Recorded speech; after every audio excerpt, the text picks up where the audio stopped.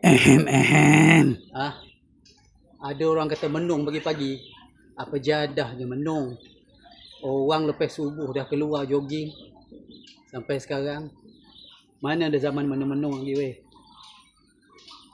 Zaman menung tu menambahkan lemak boleh lah. Menambahkan lemak. Lepas tu bila badan lemah, sakit kepala, sakit badan semua, mulalah mengungut. Tapi exercise malas.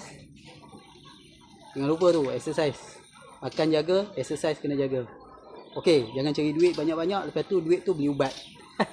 No point, brother. Satu lagi nak abang.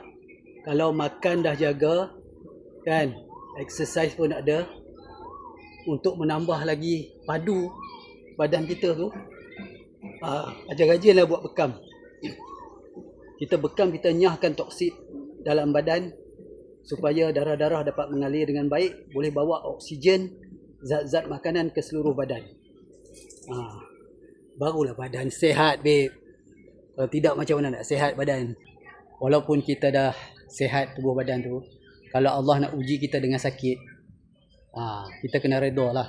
Sebab itu bukan, orang kata apa, kehendak kita. Allah yang nak menguji kita, kan. Kadang-kadang ada je orang jaga makan, exercise selalu, kan, pergi buat bekam, pergi buat check up tiap-tiap orang kata 6 bulan sekali, tapi dia sakit juga. Itu ketentuan Allah nak uji kita. Okey.